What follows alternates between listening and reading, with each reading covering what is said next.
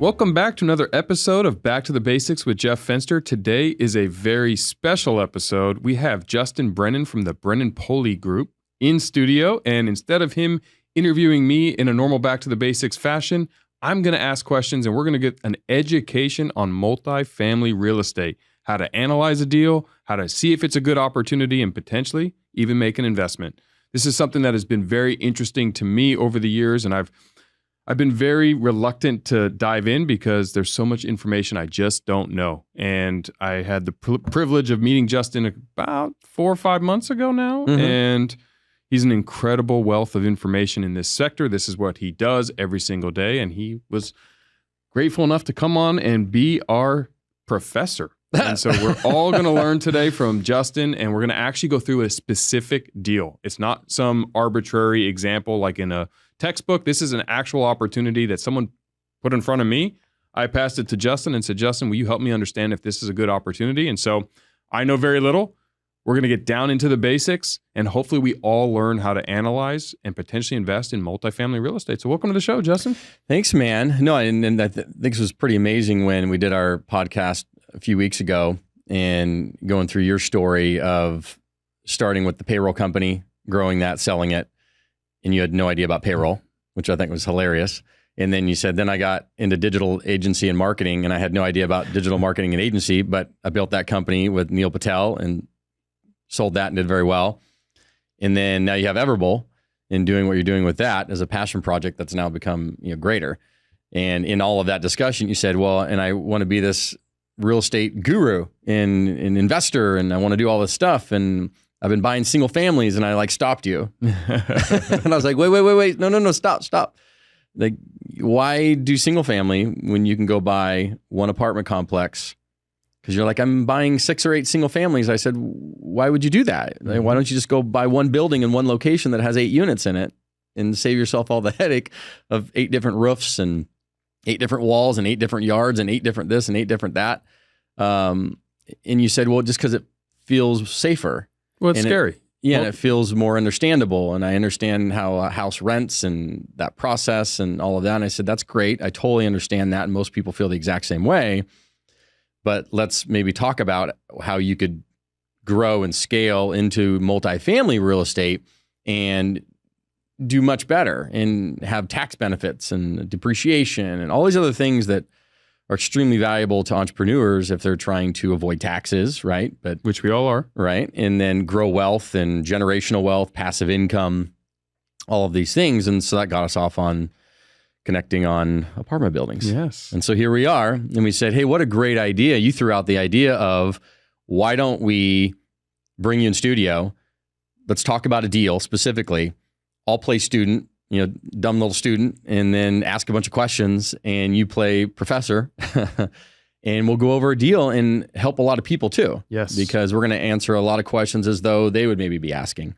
And hopefully we'll get some things answered and be able to provide a lot of value. So yeah, and this is an actual deal that was sent to me that I am very interested in. So whether or not I move forward on it, we're going to learn if this is a good opportunity, and we'll play this out. But this is exactly what I'm hoping everyone is going to learn from this, is that when you have opportunities that you understand what all the vernacular means, how to analyze a deal properly, how does an expert who lives and breathes this multifamily opportunity and real estate daily, how do they look at it?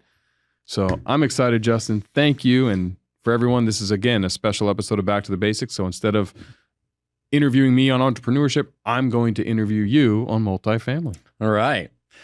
So yeah, I think to kind of start for people so they understand if you were to buy or look for an apartment building, and we're talking about anything 5 or more units. Because under 5 is not considered residential. Okay. And the biggest difference between, say, a duplex, triplex, or a 4-unit property and something that's 5 or more units is that when you're going to get a loan to finance it, the bank is going to underwrite and look at the property's financials versus yours as a borrower. So if you go buy a home or you buy a duplex, the bank, to give you a loan, is going to look at your financials. They're going to underwrite you. They're going to make sure you can pay them back, right? Versus if you go buy a 5, 6, 10, 15, 20, 100 unit property, the bank is going to look at the property's financials to see if the property can pay them back. And the property's on the hook. And 5 is the threshold. Correct. Because Okay. that steps into what they consider commercial. So that's the great part, because it's actually much easier to get financing, and you're not limited by a certain number of loans you can get, because under residential, the most banks will limit you to, I think, 5 or 6 properties you can get loans on. So the commercial space, it's unlimited. And they're going to underwrite the property. The only thing they're going to ask from you is just a financial statement, but that's the piece of paper it's on, and away you go. And then they're going to look at the property and make sure the property can pay the mortgage every month, make sure the property can pay them back if you can't, or stuff like that. So it's all about the property, less about you. Which is important. Yeah. Because I do own a lot of single family stuff, a couple of duplexes, and you're right. It is ideal in residential financing world. Yeah. It's completely looked at differently by the banks. So, but if you're going to buy apartments, it really steps into one of these 5 categories. And that is, you got to find them. You got to locate the deal. Number one, you have to analyze it properly to make sure it doesn't make sense financially. You got to be able to raise the capital. That's both get a loan and then raise the equity for the down payment. Okay. And then you got to be able to close escrow on them. And then last but not least, you have to be able to manage them. And even if you have a property management company managing them, you still have to do asset management, as we call it. Okay. And that's managing the managers. Managing the manager. So you have the property manager managing the property, right. And then you manage them. That's right. And making sure they're doing their job. You're looking at kind of from a higher level. It's kind of like a CEO looking down at, not looking down, but looking at their people doing the job to make sure they're doing it. How hard is that part? I mean, it's technically not that hard, but it's like anything else. You got to stay on it, and you have to make sure, nobody's going to protect your money like you. Sure. I mean, that's rule number one, is nobody will protect your money, no matter how good the property management company is. No one's going to watch your money like you will. That's a good rule. And it's something we all need to realize. Real estate or any investment, no one is going to protect your money like you. That's right. And you can't expect them to. And you can't expect them to have the same level of urgency and focus. I mean, they're there doing their job, getting paid, and they're doing the best they can with the resources and information and everything they have. But without a leader, essentially leading them and kind of guiding the ship, which is what the asset manager does, they're just going to do what they do and just do it. But sometimes they don't know that certain things need to be done a certain way. Right. And that's where you come in. So this is kind of the 5 category steps to buy an apartment building. So that's just from a glimpse. People can take a peek at it. There's nuance in each one of these, but from a high level, this is the 5 steps you would need to buy an apartment building. And today we're mainly focusing in number 2. Correct. So we're going to presume we found a deal. Yep. And that's what we're looking at here. And this is a potential one in the Phoenix, Arizona area, 33 units. And some people say, well, that seems so big. And to be honest, when I sent it to you, and I know we had said anything over 5, and so I was looking for something over 5, and then I'm like, well, 33 is a lot bigger than 5. I know that, and I would have thought the same thing had I not know what I know now. Yeah. And that is whether it's 5 or technically 50, because I kind of put things in categories. 5 to 50 units is literally almost the same, just more zeros. Sure. But the process of running them and managing them and the size kind of aspect, it's not a major difference. So the big next step is over 50? 50 to say 100 and then 100 plus. Okay. But you also realize the bigger you get, and really the economies of scale in this multifamily area is, I call it 100 units plus. And the reason why is because that way most properties that are 100 units plus will have a dedicated on-site team. I mean, if you think about the apartment buildings you go to today, the bigger complexes, they have a leasing center, they have a maintenance staff, they have an on-site, everything's dedicated specifically to that property. Because the property can afford to have them. Payroll, expenses, they can manage it and control it. That's right. And until you get to a certain point, it makes it tough. I mean, 33 units in San Diego sure, is a lot different than 33 units in, say, Kansas City, Missouri. Right. So you got to look at it a little bit differently, but let's presume it's called the middle part of the country where we can go buy an apartment unit anywhere between $100,000 to $200,000 per unit. And that's Arizona is a perfect example. Anywhere in the Midwest from Texas to Oklahoma, Missouri, Tennessee, Alabama, Arkansas, any of these kind of markets, give or take, you can probably do that. Yep. And so with that in mind, the scale is going to come in getting more units. So let's take a unit. I mean, let's say it was $100,000 for this property. You're looking at $3.3 million. Yep. Right. Obviously, this one's more than that. at least what they're asking. But we're just going to see if it makes sense financially based on the financials of the property. And that's the cool thing about commercial and multifamily is that it's zero motion. The numbers either make sense or they don't. And they have to make sense because the bank won't give you a loan. Why? Because the bank is looking at the property. They're not looking at you. So if basically the analysis is not just, is it a good deal for me? You're also analyzing it at, will a bank actually finance because that's all that matters. I mean, will they finance a bad deal for me? No, they won't let you. Right. Because they're not looking at you. I mean, if this was a residential property, they wouldn't care about the property's financials. They just say, you're on the hook. Yeah. Not the property. They don't expect me to be on the hook. No. It's non-recourse. Okay. Which means you're not on the hook unless you do really bad stuff, like fraud. Fraud. Right. But the property's on the hook for paying the mortgage. The property's on the hook for everything. All I'm on the hook for is the initial down payment. Correct. Yeah, and you're going to sign on the loan, but it's a non-recourse loan, non-personally guaranteed loan in most cases. And the property's going to operate itself and the property's going to pay the mortgage, right? And it's going to produce the cash flow and it's all about the property's financials, not yours. All right. So this property, the Oasis. Yeah. So so let's start with, I guess, questions. Yeah. That's the best way to go through this. You're a novice, interested, like what initial questions did you have about it? And well, I got the pretty deck. Yeah. I went through the deck, which you guys can see on the screen.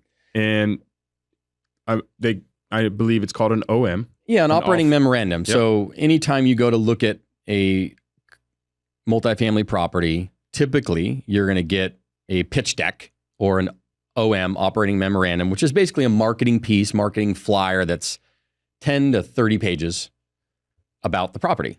Okay. Everything from what it is, where it is, financials on it, on and on and on. And it's just giving you a fluff piece about the property. And you're going to look at that initially, and you'll take that information to start analyzing it. And then you can dive into the actual financials soon thereafter. So having now read, I don't know, 20 of them, just in preparation of finding an opportunity for us to go through and looking at them, I've seen everything from a lot of time I've been reading, and I say a lot of time, from 20 of them, limited experience. But what I saw was a majority of them talk about how you can increase the rents. Mm-hmm. Value add. Value add. Of course. And my first question is, why wouldn't they do that to then charge me a premium for the property? Why are they telling me, buyer, come buy my asset and guess what? You can make it worth more by just simply increasing the rents. Sure. Well, I mean, imagine if they came to you and said, this thing has no value add. You can't increase rents at all and just buy it as is and take it. I mean, you wouldn't sell it very well.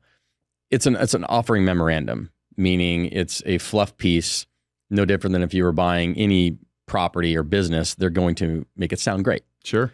So your job is to look at it. But why is that great? Because as a novice real estate investor, if I could buy it and I can look at the economics of it and the rents are where they should be, let's say market. Yep.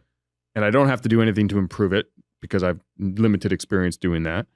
And it's fully occupied. Yep. And the cash on cash return checks the box. Wouldn't I prefer that over do a bunch of work and hope to increase rents? Well, and there are. So it depends on the class of the asset you're buying. So when I say class of asset, there's typically A, B, C, and D. Okay. An A class asset is your newer construction, turnkey. There's no capital improvements or improvements you need to do to it physically, and it's ready to go and it's operating prime time. So any kind of new construction properties, high rises, mid rises, anything you see out there is typically Class A investments. Class B is going to typically range from about 1980 a year up to maybe 2000 at this point, maybe 2005-ish, where it's a nicer property, but has meat on the bone. Maybe it needs some improvements. Maybe you can renovate the interiors because it's dated. Maybe you can add amenities to the property because it needs some nicer things for the tenants.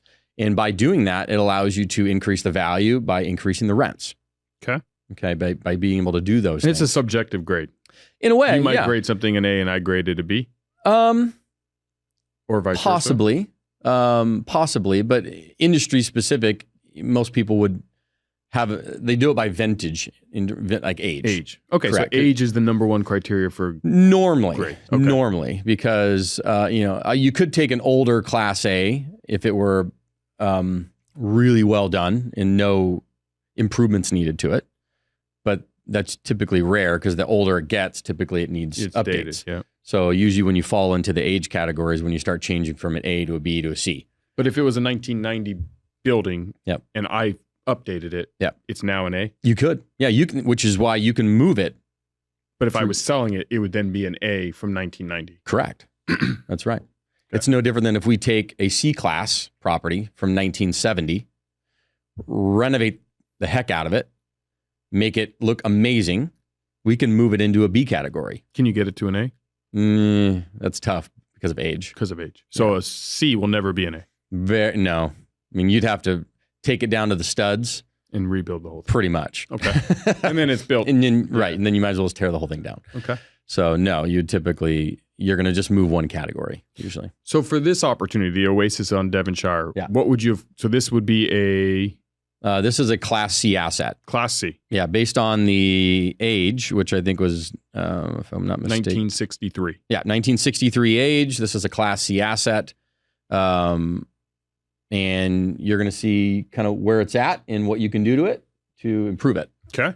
and raise rents. They've done a pretty nice job so far, but there's still some movement on it where you can do some interior renos, take the rents from where they're at by adding a certain dollar amount to the units and interior finishes and bump the rents. And they're asking $7 million. Yeah, normally they won't even put a price on these things. Normally they'll just put it out to the market and say offers are due on or before X date.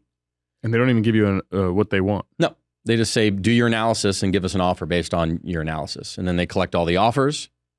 And then they do what they call a second round, like a best and final. And then whoever's still left. And then they get down to like a couple phone calls. And if you get into this stuff or maybe a little larger properties, then the seller and the brokers and everybody will get a phone call at the top 2 or 3 offers and weed you out. Yep. So Trying to get the highest. It gets competitive. Yeah, it sure. can be. The market's changed a bit in the recent, but that's in a good hot market. That's what would happen if you're down to like 3 or 4 offers. So is it a bad thing that they put the price here? No, they're just trying to set, kind of, hey, this is what we'd like to get. Yeah. Which is what, $212,000 per unit? Correct. And I don't really care what they ask. That's Okay. irrelevant. Okay. I care what will the financials tell me. Yep. And can I get a loan and certain metrics such as cash on cash return, annual rate of return on my money, stuff like that I'm looking for to make sure it fits certain criteria. So, okay. So going through this, because here's where I start. So T6 cap rate. Mhm. What does that mean? So anytime you see T6, T12, T3, T1, that means time. So Okay. T is time. And then whether it's 6 months, 3 months, right? Stuff like that, 12 months. Okay.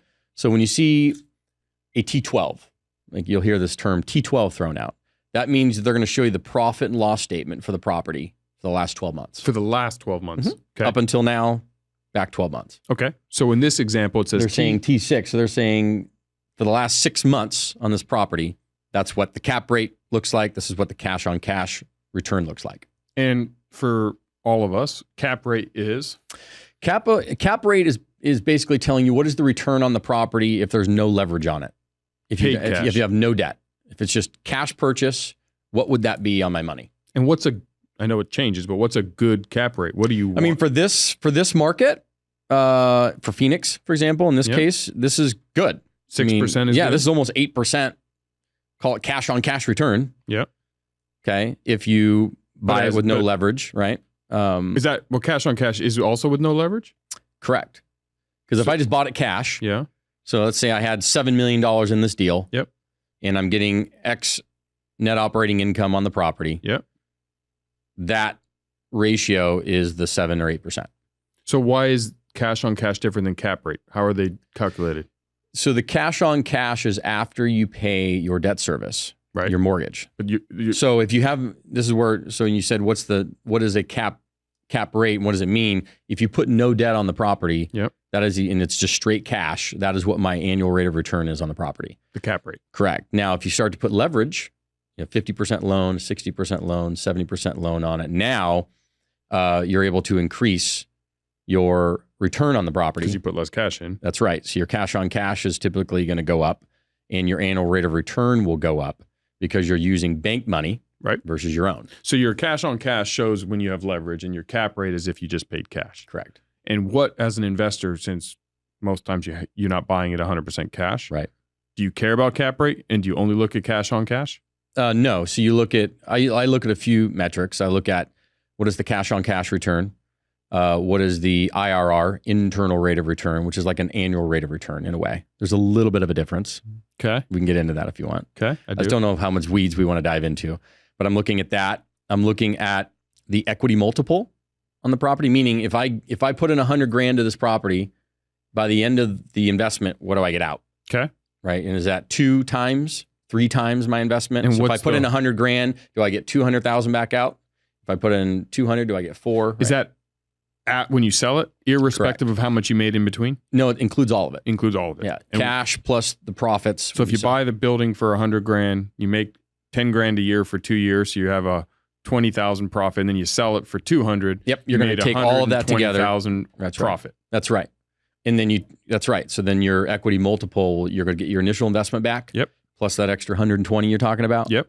So you're like a 2.2 on your equity multiple. Okay. And what do you like your equity? North of 2. And what is your time horizon traditionally? 3 to 5 years. 3 to 5 years north of 2. Yeah. So that's part of your analysis. Mm-hmm.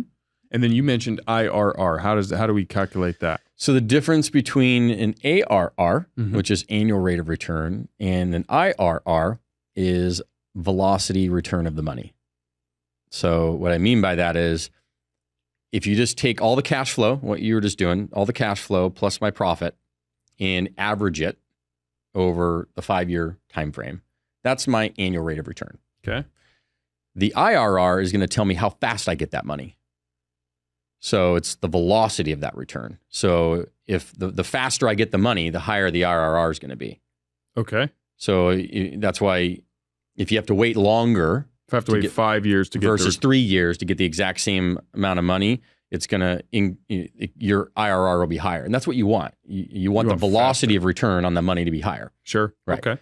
So you can average it out, which is ARR, or I personally look at the internal rate of return, IRR. Okay. So, and for a property like this, you're looking at this one. See how it says down here? 23.8. A 7-year hold. If I hold this thing for 7 years, my IRR is 23% a year. Is that good or bad? Very good.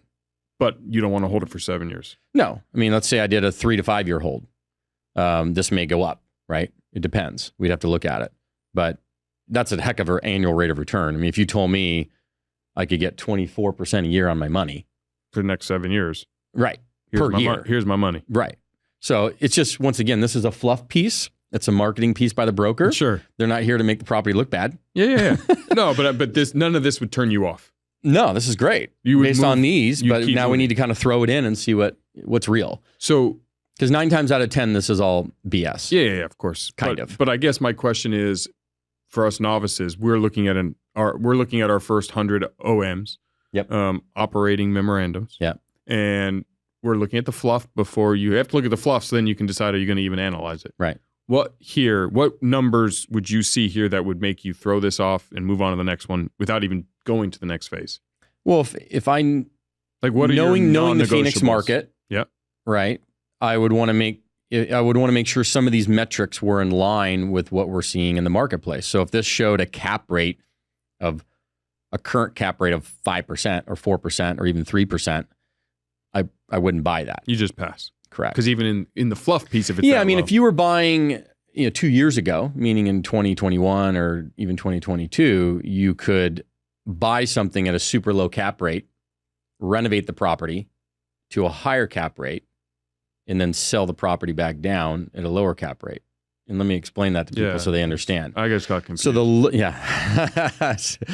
the lower the cap rate, the better if you're a seller. Why? Because it means you are selling it at a premium, right, to the marketplace. Whereas if you're a buyer, you want to buy it at a higher cap rate, a higher return on purchase, and then be able to sell it back down, right? And I could show you how these numbers work if we look at the financials, but the lower the cap rate, the better for the seller. Because that means that I'm making a bigger premium. profit, correct, because you're selling it back down at a premium to the marketplace. Whereas if you sold it higher, and we'll show you the financials, you're, not doing as well. So you'd always like to be able to take something from, say, a 5 cap rate, move it up to a 7, and then sell back down at a 5 again. Because if I move it to a 7, it means I made that You made the value add. annually. Correct. During my hold window. Correct. And now you're going to be able to sell that back down because you built it to a 7, but you get to sell it back to the marketplace at a 5. So it means if I bought it for 100 and I increased the rents and made more money, let's say I made my 10 grand a year. Yep. But then when I sell to the market, now if it would have been 10 grand. Your profit is built into that 2% difference between the 5 and the 7. That's why it's so critical that you're able to move it up as high as you can. We're going to have to sell it back down, as low as you can. I'm still not there yet. Semantics, but when you see it on live paper, you'll understand. Yeah, sure. Yeah. And then, so now they have this proposed financing. Mm-hmm. What is that about? Because they're not a bank. No, what the brokers are doing here is they're saying, hey, here's some options. You can either, one, get a new loan, which is where they're saying new loan over here, new first trust deed. Okay. Or you can actually assume the existing loan. So there's an existing loan on the property that you could just assume. Okay. And here are the terms of that existing loan. So it's at 3.71%, which is fantastic. Awesome. But the max loan amount you can get is $3.364 million. That's the existing loan. You can't put any more debt on it. Okay. So that just means you have to come in with more equity, more down payment, right? More cash. Yeah, more cash. Which is if you look over here, if you put a new loan on it, you can get a loan maybe up to $5.1 million. So that's less cash out of pocket. Yep. More bank. Now your interest rate's higher because you're going on current interest rates. Which I see 5.26, but which is not bad. I don't know if that's even real. Yeah. You can get 5.26? Probably 5.75 right now. Okay. Yeah, 5.75 on if you did what they consider agency debt, which would be from Fannie or Freddie Mac. You could provide that financing. You may get lucky enough with a local commercial bank because people ask, where do I get the debt? Where do I get a loan on a multifamily property? It's going to come really from two sources. One, a local commercial or regional commercial bank in the market in Phoenix or in San Diego or wherever you're at. Or you're going to go national to a Freddie or Fannie agency lender. There are other kind of debt funds and hedge funds and stuff you can go through brokers to get, but that's kind of maybe for another discussion. And more expensive. Yeah, more expensive debt. You're typically doing those types of loans if you are doing a value add deal and really pushing construction and all these things on the property where you need you need to acquire the property, plus you need renovation dollars, right? Big chunks. Okay. So that you'd go to that type of financing for that. But these are the two options they're kind of giving you just to kind of set the stage. Sure. And then we'll use these to kind of plug it into our little pro forma to see which option's best. So should we jump to the pro forma? Or Yeah. are we not there yet? Let's squeeze through kind of just the OM real quick to kind of give you an idea of what you're going to see. So once again, it's just a marketing fluff piece.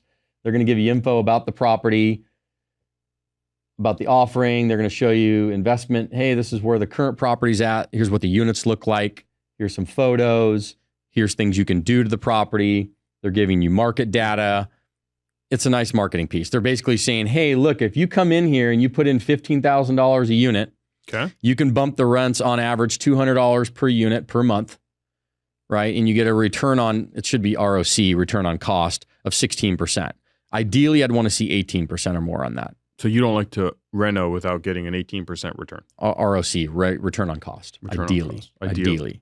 It's not perfect, but ideally. Would you do 16%? Maybe.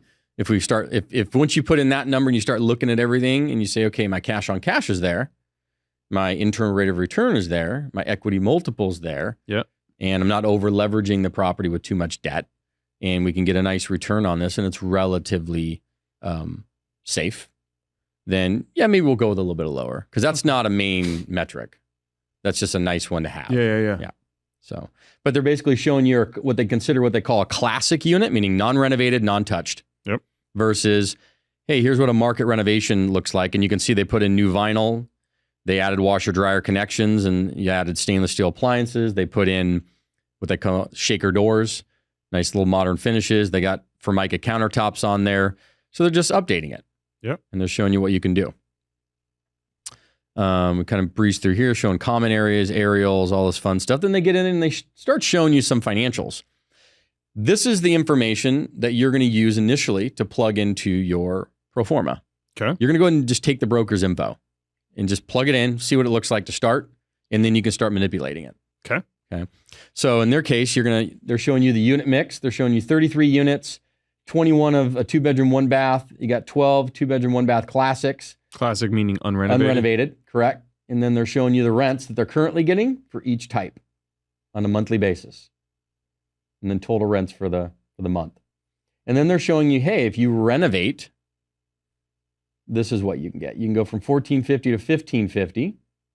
And you can take these other classics and go from $1,350 to $1,550. So you can bump them $200. So is that telling us that the ones that are renovated will be at $1,550? Correct. Or could be at $1,550? Both. Okay. So they're basically saying, hey, your market rents are $1,550 for these units, fully renovated. But we're at $1,450 right now. And $1,350. Yeah. Depending on which ones are renovated, some versus none. Okay. Yeah.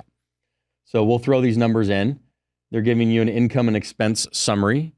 And we can kind of see how it says like T6 up here. Yep. And then they're showing you current, that's what that means, T6 versus post-renovation. So after you renovate, here's what your profit and loss may look like. Currently, this is what it looks like. And it's the last 6 months annualized. Yeah, because the reason they're giving you probably this T6 is because the T12 looks like crap. Yep. But now the income is T6, but the expenses are T12. Correct. Yeah, because they're trying to show you we're making improvements on the property from rents. So this is what really is going on. Because 7 months ago, don't worry about. They're basically saying, don't worry about what we did 7 months ago. 7 months, not as good. Yeah. You can see a trend. They're basically saying, look at our trend. And that doesn't scare you? No, because as long as we're not playing a game of hide the ball. No, you're just going to trust but verify. Okay. So I'm going to come in here. I'm going to take a look at the rent roll. I'm going to take a look at the T12 and the T6. And what I really care about is not where the property is at, but where it could go. All I care about now is making sure the current operations can service the debt payment properly on the property. Because you can make it better. Because I can move it. I just need to make sure today we can cover the mortgage, all the debts, everything, and get this property operating. And then we go to work on improving it. And we'll get it to the future. Okay. All right. But if you're running negative on every month, meaning you're buying this thing that's not paying for its debt service, number one, you're not going to get a loan from the bank because the bank's going to be like, this doesn't work. Sure. And if they do give you a loan, you're going to be at a negative, what they consider negative leveraged position, where you're going to have an interest reserve because the property doesn't pay the mortgage. So now you need an interest reserve to pay the mortgage until you get it to the future. That's running a little bit risky to do in today's market. You could do that in the past, and a lot of people did, but today you got to base it on today's underwriting and then presume it needs to cash flow day one, pay the debt service day one, and then that way everything from here north is So great. even if we don't do anything, we're fine. Correct. That's right. Okay. And you can just sit tight. If the market does some changes, you're like, okay, well, but we're paying the debt service, we're paying the mortgage. Like we cannot lose the property. Yep. Okay. So that's really, really, really important because in the past, people were banking and, going after things and being a bit too optimistic, and then things can change. We were chatting about commercial stuff, office buildings and other things that there's a big, cloud of, issues potentially. Yeah. So you're looking at it right now. They're saying, hey, the gross potential rent on the property is $560,000 a year. That's fully occupied. Fully occupied. So when they say gross potential, that means this is the potential on the property. This is the max potential currently on the property. Okay. In loss to lease, what that means is the difference between what they could get and what they actually are getting. Okay. So you need to take another $9,600 off because they're not getting full market rent. Because Jeff wants to sneeze. I sneeze at that nonsense. Vacancy loss, that's just physical vacancy loss on the property, some units that aren't occupied. So $9,600 because they have under market rent, $33,000 because they have empty units. Correct. So fully occupied. For the year. Yeah. That's right. It's annualized. Okay. And then other rent loss could be due to concessions that they give to tenants to move in. Free month. Right. Or bad debt, meaning tenants don't pay. Right. So that's where you get to your total economic loss of about $50,000 a year off of the total potential. Okay. So then they're showing you the Net rental income, also known, well, I guess down here. What's a safe vacancy loss percentage that It's you by use? market. So Phoenix, you're probably looking at 3 to 5%. So do you always go conservative and put 5%? Yes. Okay. I always will underwrite to a 5. And the reason why is because the bank's going to underwrite to a 5. It's a good reason to do it. Yeah. I'm going to stress test the property based on what the bank's going to look at, not what I think. Okay. Because the market may be much better than the bank, but the bank's going to underwrite a certain way. And then what do you use as this other rent loss category? That's going to be for concessions. So, for example, vacancy, let's call 5%. Loss to lease, maybe 1 to 2%. Other rent losses like concessions and bad debt, 1 to 2%. So total, you're looking at, say, 7, maybe 8% off gross potential. Okay. So in your calculator, you would use somewhere in there. 7, 8%. Yeah. Okay. Yeah, maybe, and depending on the market, could be as upwards of 10 to 12%. So you just got to, every market's going to be a little bit different. Okay. In this case, you see how they're coming off 8.9. Yep. Right, off of the gross to get to the net income potential. Then you have other things. You have other income on the property. You have utility reimbursements where tenants pay a portion of the utilities. Water, sewer, trash, pest, pet, all that stuff. Pet, rent, stuff like that. Yep. And that's where you get other income coming in too. Because you could have parking income, you could have laundry income, maybe cable income. You have a bulk package on the property. Cable income's coming in, stuff like that. Okay. So other income gets added in, and then you have this number called effective gross income, EGI, and that's that number there. And that is the last number before you get to taking out your expenses.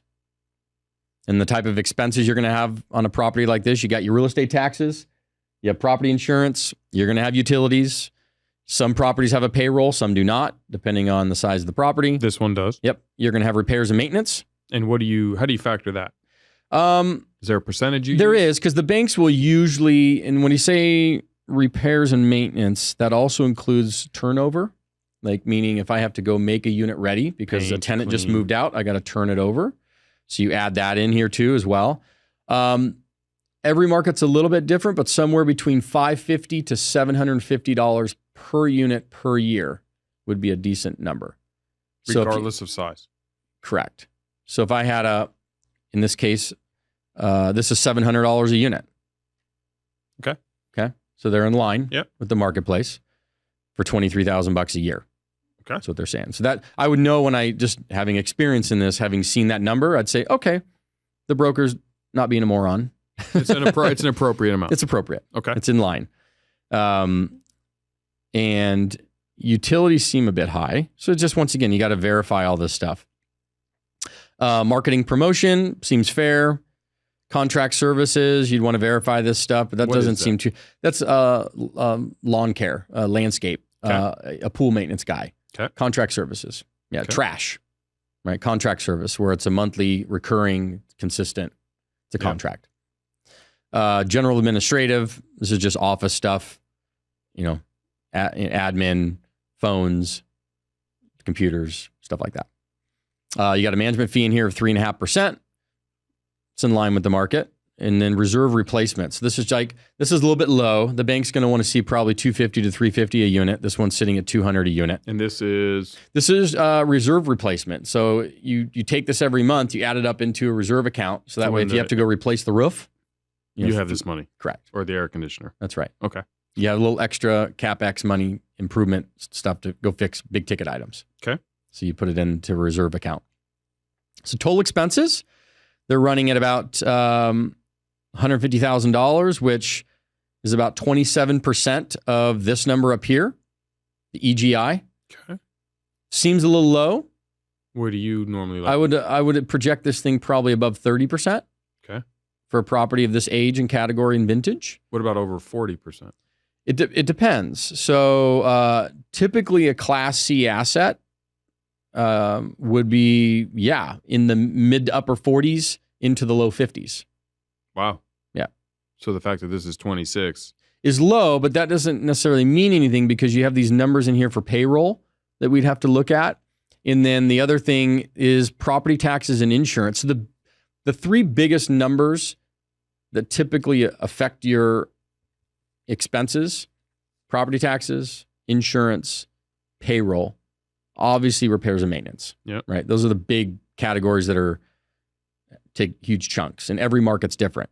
So Arizona is going to be different than Texas. Texas insurance and property taxes are massive. Yeah, so 'cause it could take up 40-50% of your expenses. Yeah. It's nuts. Whereas in California or Arizona and other places, it's a much lower percentage. In this case, it's 20,000 of your 150,000. It's Right. pretty low. But it'll go up once I buy it because it's a new property price. Depending on how the county values and reassesses properties. So that's why I say every county is different. You want to verify this to make sure, how does the county reassess property when you sell it? Because every county is different. Okay. And that's kind of one of the kickers. And insurance is different. So you want to have an insurance broker that you can run this by before you would actually, this is part of your due diligence, to make sure that the insurance number is within reason, because every market's different. And your property taxes, same thing, big numbers. So it's verifying all this stuff, but let's presume that number is accurate. We'll plug this stuff in and see how it goes. And you get this number, net operating income. So this is the number before you would pay any debt service or mortgage on the property. So I'm got $418,000 in my bank before you pay any mortgage payments. But I got to still pay the loan. I still got to do all these things. Okay. Yeah. Then they're running through a 7-year model for you, showing you, hey, here's what year 1 can look like, year 2, year 3. So they're giving you a projections. Do you pay any attention to this? Yeah, I look at it, but we're going to do our own. Yeah. Right. So this is what Trust to verify. Yeah, that's right. This is a fluff, but it's good to see it and just trying to see, does it make any sense? Because then they're coming down there and they're actually giving you debt service based on a new loan, which is fine. And so you're just trying to see, does this actually make sense? They're giving you cash on cash return numbers pretty healthy. Yeah. What do you want to be at? I mean, these are great numbers if this is true. But once again, we're going to throw it into our projections and see if that's accurate or not. So anyhow, more info about the property, market data, comps, rental comps, sales comps, et cetera. This is your OM. You're just going to go through it. Nice little marketing piece. So that is that. All right. Now, we'll jump into the dirty. This is a little basic pro forma that we can use. I kind of use 2 different ones. For a 30-unit property, this would absolutely work. Okay. If you're doing a 100-unit or much bigger property, we have much more detailed pro formas that provide much more detailed analysis. But for the case of this, we can jump through this basic one. Okay. So this is a lot of plug and play. All the blue stuff you manipulate. All the black numbers are all coded with formulas. Right.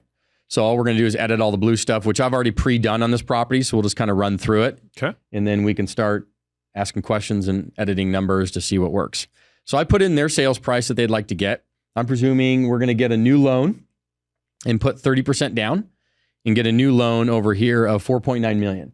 You see this number here, $4.9 million. We're going to put 30% down and we're going to run it at a 5.75% interest rate. Okay. And we're going to go ahead and put in an improvement budget of $250,000. So I'm presuming at $15,000 a door over X amount of units. I'm just using that as a number. So we're going to add another $250,000 in improvements to the property. So on top of the 2.1 cash, we also need another That's right. 250. That's right. So we're up to 2.35. Correct. Okay. And then you add some closing costs and stuff in there. Does that get baked into the loan on these deals, or is that cash out of pocket? It depends. So some loans will give you some renovation dollars. No, the closing costs. No. Closing cost is equity. It's cash. You pay cash. So on top of the 235, we're going to need an additional 70. Right. Okay. That's right. So when you get to the total equity amount, it's showing you here at 2.4. That's not nice. I'm trying to do math in my head. You got it for me. I already got it. All right. Got it. So that's taking your down payment plus your repair budget plus your closing costs. Okay. Gets you your total equity requirement. Okay. And then you got your loan amount here. And here's your terms. It's showing you your debt payments on a monthly and annual basis. It's showing you principal and interest. So $28,000 a month or $343 a year. Interest only payments. So sometimes with these loans, typically you can have a period, maybe 1-2 years, sometimes full term of a 5-year or 7-year loan, where it's interest only. And you would do that just to help cash flow? Yeah, because if you're putting 30% down, you have a pretty good chunk of equity in the deal. Yeah. So I don't really care. I'm going to pay off the mortgage when I sell it. Right. I don't really need to pay it down during the term of the loan per se. Sometimes it's nice, but I'd rather put the cash in my pocket or put it in the investor's pocket. Because it doesn't get re-amortized. It's not like a traditional loan. Right. Yeah, I mean, it's this 5 or 7 year loan, maybe a 10-year loan. You're paying the same amount. It's not like I'm thinking of a traditional mortgage where year one, most of my money goes towards interest. Yep. And then it changes. It starts to flip-flop later. Yes. And it would here if you fully amortized it, but you're not going to keep this property 30 years. You're keeping it 3 Yeah, to what's 5 the years. point? So you're only paying interest basically anyway. Correct. I mean, I'm never going to get to that point. So would you prefer an interest-only loan? Yes. That's your preference. As long as I'm putting down a good chunk of equity, in this case we are, 30% down. So the longer term of interest-only I can get, the better the cash flows are and the better it's going to be for investors. Got it. So that's why I'd go in to say if I got a 7-year loan or a 5-year loan on this thing and I could get 2 or 3 years of interest only, awesome. Because that first 2 or 3 years is going to help push up the cash flow for us and not give it to the bank. It's going to go to us. And if you can get the entire term, you'll take it. Yes. Okay. Yeah, absolutely. And DCR, debt coverage ratio. Correct. So what that means is, and this is where it comes in to where the bank is going to qualify the property. So the bank is going to make sure at a minimum you have 1.25 DCR, which is debt coverage ratio, which means you have 125% or 25% more net operating income. So if you remember when we had this little number here on the financials, see this net operating income number? Yep.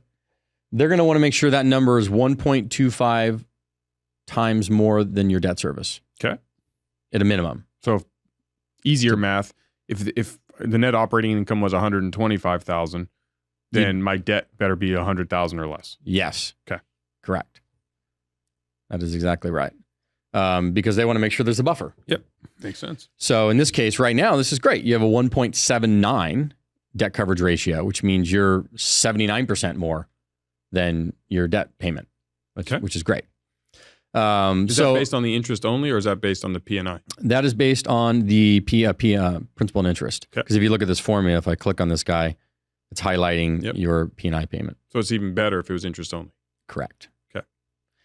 So then I'm coming down here and I'm going to just plug in the rents just like they did. Right from the form. Right from the form. Current rents versus projected pro forma rents. So if you remember, they were at $1,350 and $1,450. Yep. And then we're going to move them all to $1,550. Okay. And then this kind of comes down here and it puts you in your gross numbers for the year. $46,650 current, $51,150 projected. Yep. And then we're going to go and come in here and plug in their expenses, just like we saw them. Okay. Pretty similar. And I'm going to manipulate a couple of these numbers because I think some of their numbers may be wrong. Okay. So we're going to manipulate a few of them. But I made sure the taxes were in line. The insurance was in line. Maintenance and repair was in line. Most of their bigger numbers, the utility numbers, I'm going to use theirs. Admin, contract services, payroll, the marketing expenses. And then I'm going to bump up the management because I think their management was a little low. So we can bump that up, tweak that a little bit, and add some reserves and stuff in there. Now you have nothing for turnover. What I use their maintenance and repair number. So it's all built into here. Yeah. Okay. I mean, here you could add in a little bit more if you want to add maybe $50. You don't necessarily need to. I just want to see how these numbers work. Yeah, sure. So these are their total expense numbers, still running at 27 to 24%. And right? EGI is what again? Effective gross income. Effective gross income. And what do we want that number to be? What's our floor? On the percentage, the ratio. I mean, realistically, the property should operate, like a 30%, 31% on a smaller. So 24 is low. Yeah, it's low, which is good. It's really good. It's just whether or not that's accurate. So once again, why is it good? Because your expenses are lower. So you want the number to be as low as possible. Correct. So what's the highest before you throw this thing out and move on? Ooh. Like what's your, I won't go that high? I mean, if this thing were over 50%, yeah, that'd be a major problem. Okay. So EGI, the lower the number, the better. Well, this is showing percentage of EGI. This is really what this is your expense ratio. Okay. So if I change that, that's really what that means. What is my expense ratio? Got it. Of effective gross income. Got it. So this is saying this is 27% of my effective gross income. So if I did this formula and you see it highlighted, yep, right? It's taking my total expenses minus my over my effective gross income. Just to see what is my percentage. Okay. Yeah. So that's 27% on that one. And it shows me per unit and then per square foot. Okay. RSF? residential square footage? Residential. Or rentable, excuse me, rentable square footage. Actual rentable. Got it. Right. So then this is going to kind of show you your pro forma down here, kind of summarizes it all for you. And it's showing you, once again, gross potential income, like we were seeing before, taking out all of our vacancy and credit loss, which is right in line with what they were giving it to us.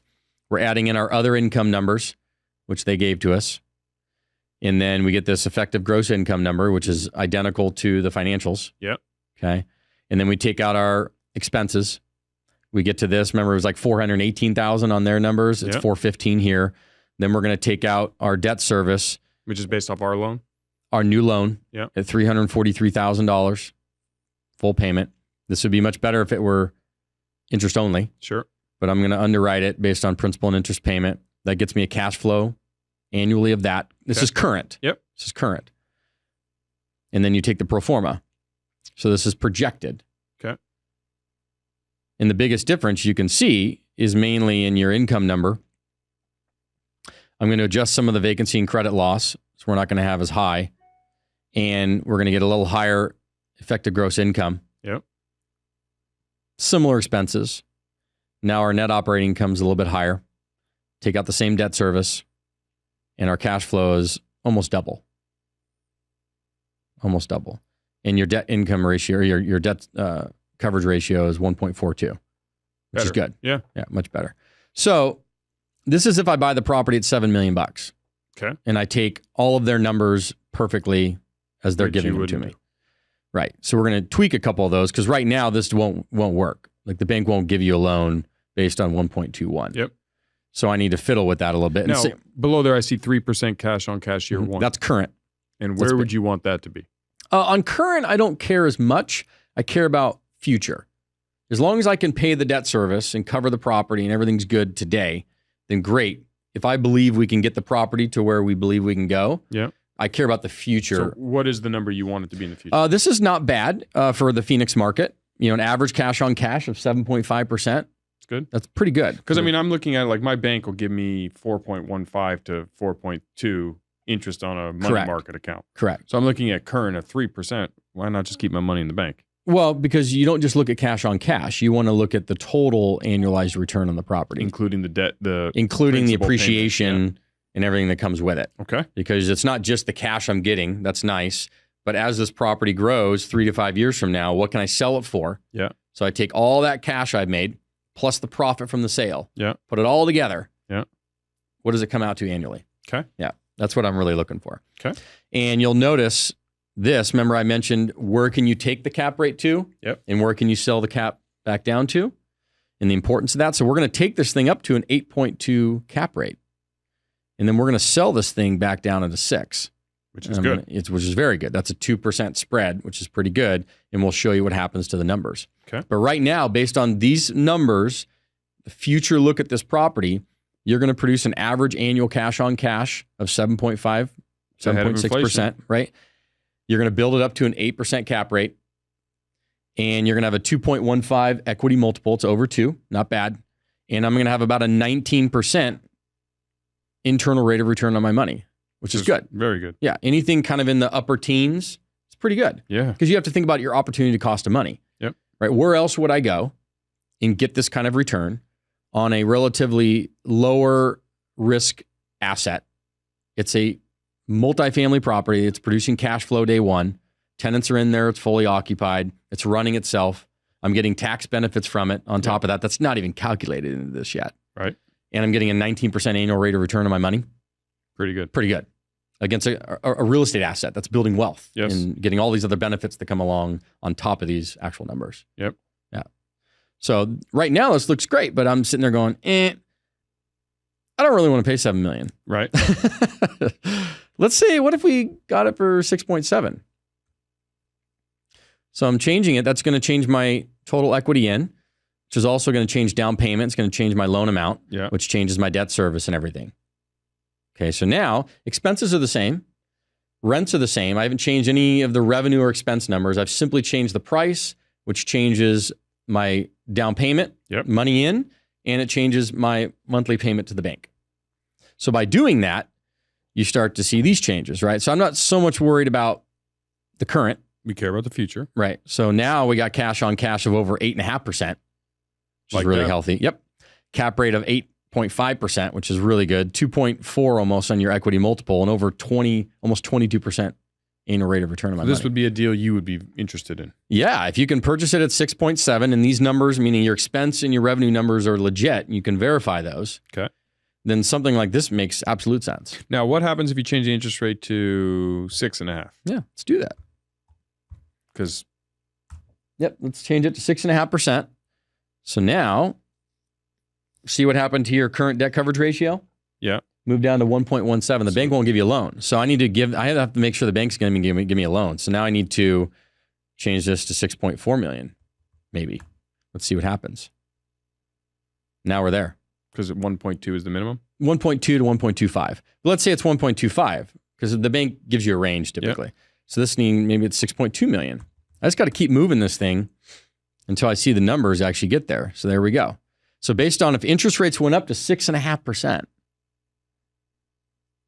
I could only pay 6.2 million.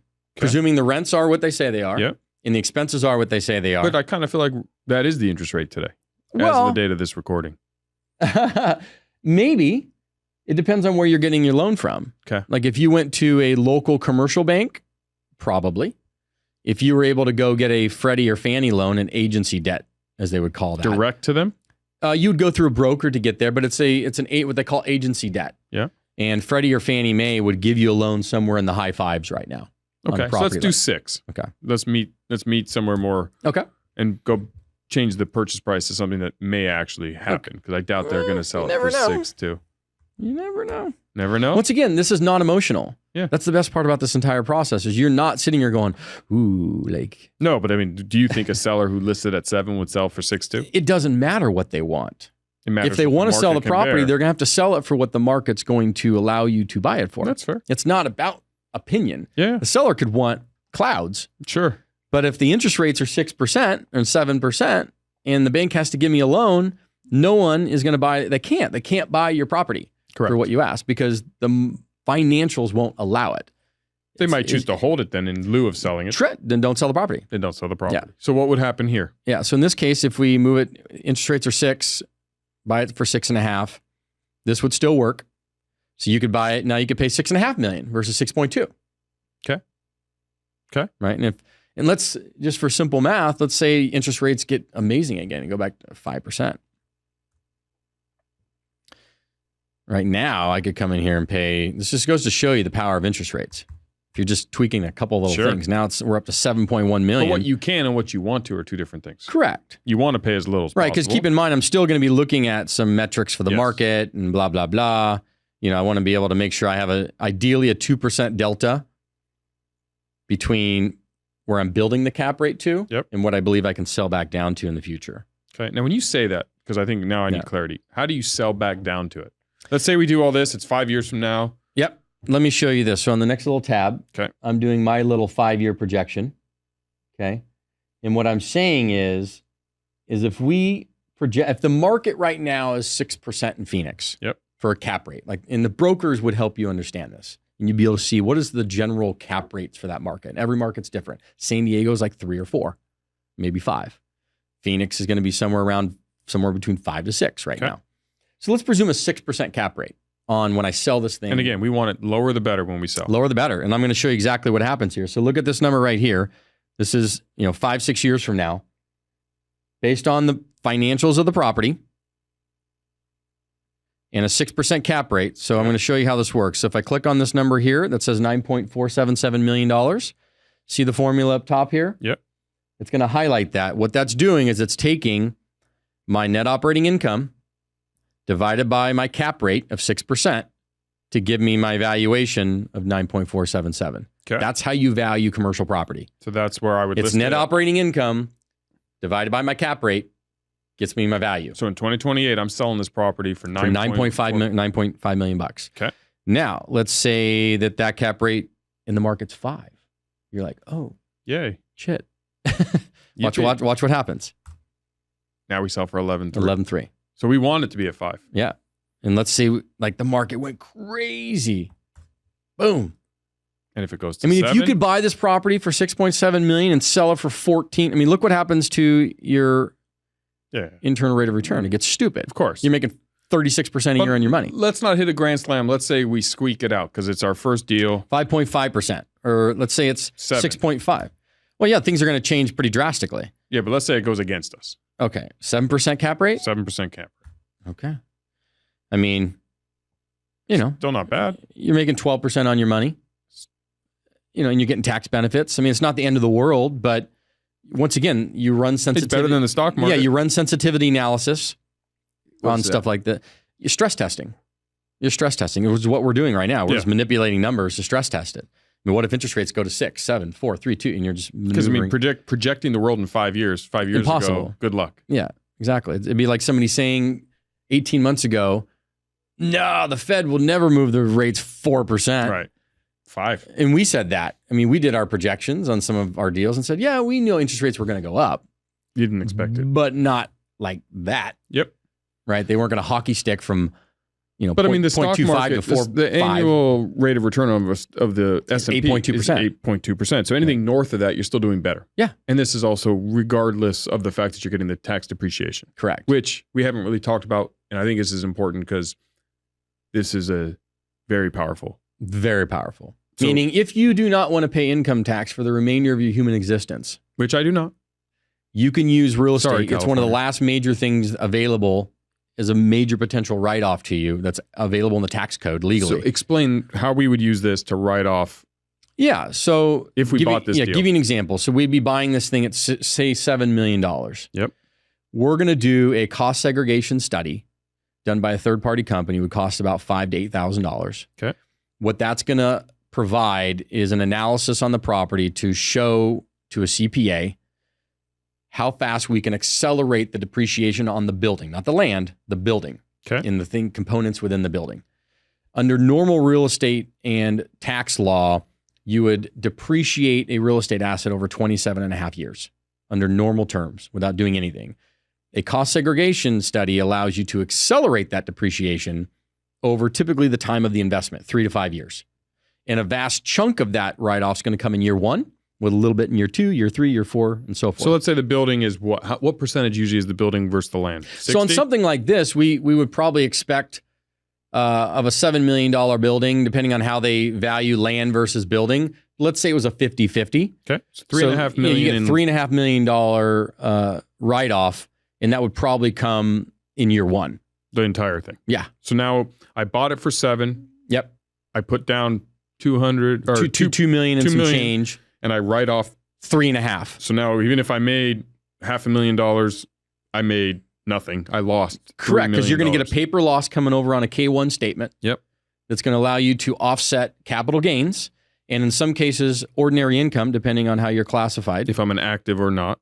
Yeah, real estate person. Yep. If you're an active real estate professional, then you can write off ordinary income and capital gains, which is why I always tell any W-2 person, if you're a doctor, an attorney, a dentist, and you're making like crazy W-2 money, you need to also own a couple real estate properties yourself, manage them yourself. Yep. So you can tell your CPA, hey, I need to be classified as a real estate professional, half my time or a certain amount of hours. So that way from your tax standpoint, you're a dentist, but you're also a real estate professional. So now I can take this K-1 loss that's coming through from this investment, apply it to capital gains, as well as my ordinary dental income. Yep. And pay no income tax. Now, it's the greatest thing on sliced bread. Here's the only negative I see. Yeah. When you go to qualify for a loan, you don't qualify, you make no money. But there's a good way for that. See, I want to buy a car. I want to. Yeah, the car is not the problem. They just go straight off credit. But you're right. If you were going to go get a home loan, if you went under a traditional lender, they want to see tax returns. Yep. They want to see this, right? So you have to ask yourself this question.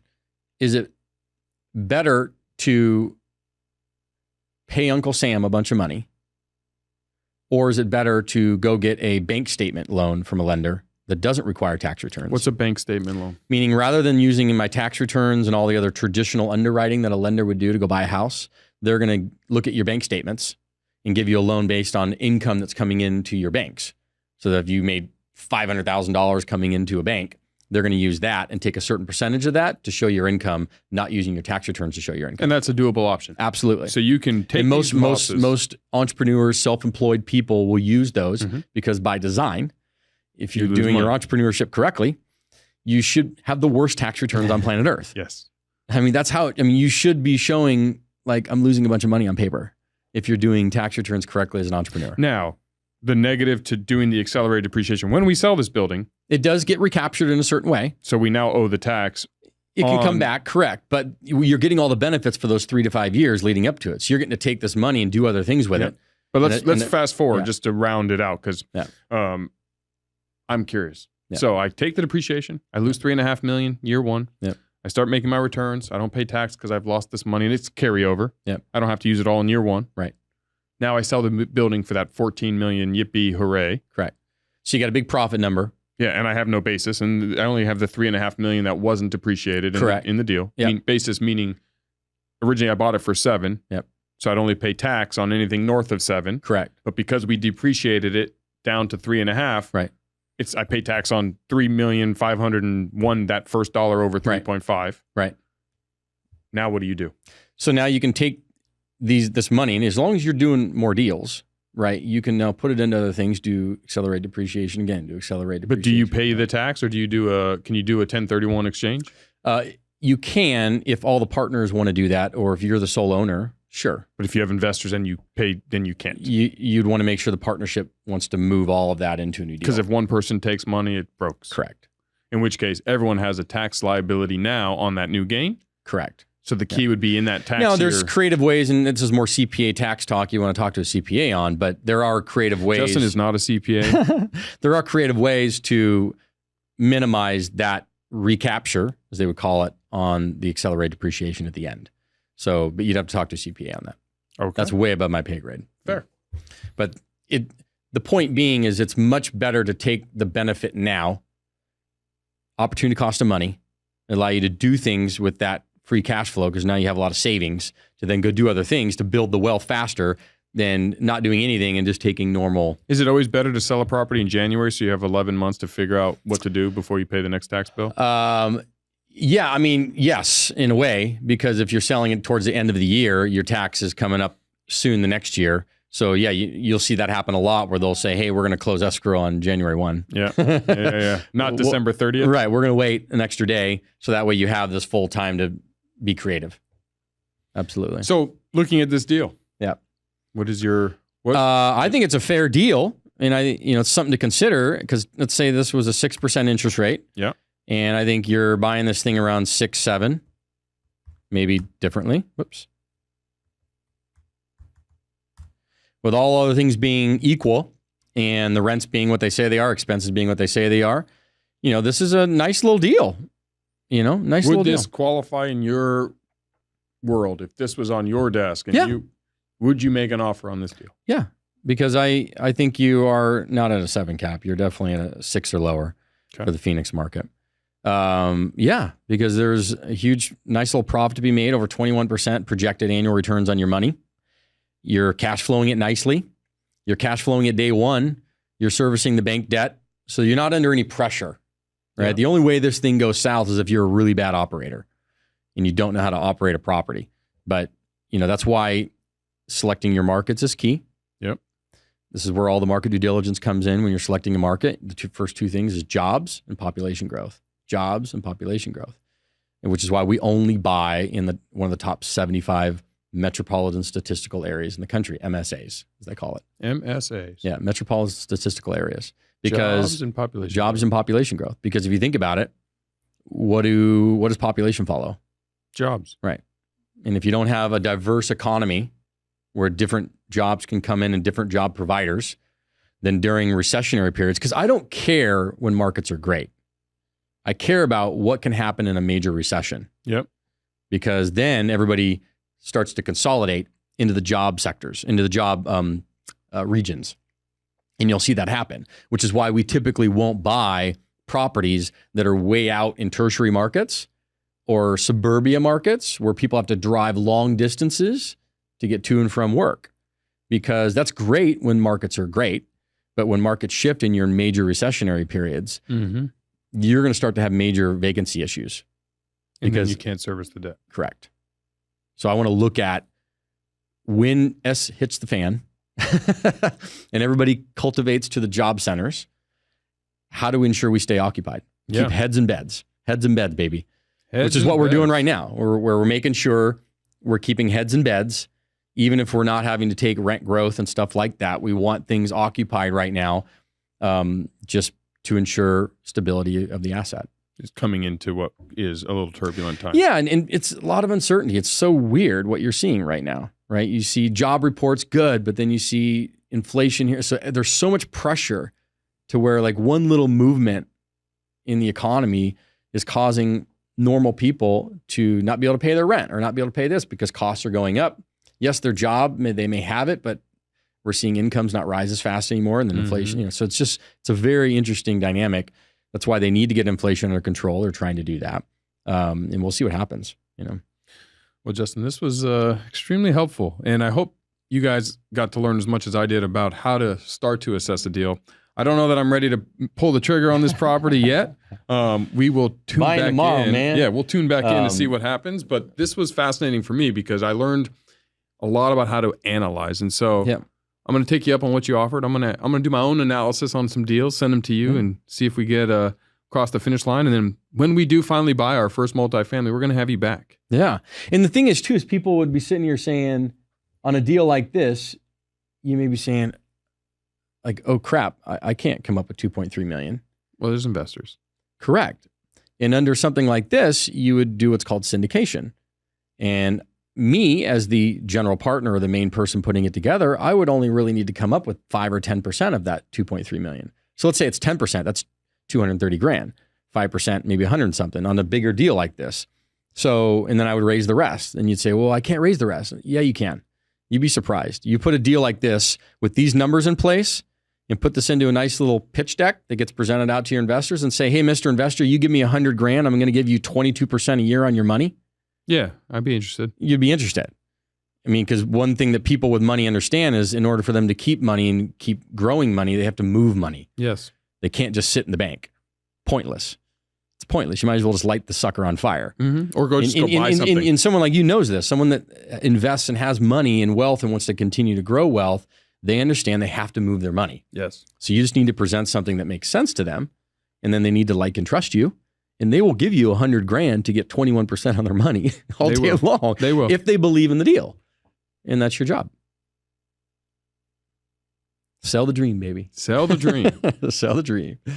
Well, thank you for tuning in to another episode of Back to the Basics. This was a very special one. One we'll do sporadically from time to time. Bring in experts like Justin to help us learn, to help me learn, because while I'm good at what I'm good at, I am ignorant in a lot of areas, and there are areas that I need to improve. And real estate investing, wealth creation is something we all have to do, whether you're a dentist, a doctor, a restaurateur, a financial planner, a CPA, or whatever your craft is, a student. Learning how to make your money grow and build generational wealth is a requirement in a capitalistic society like the United States.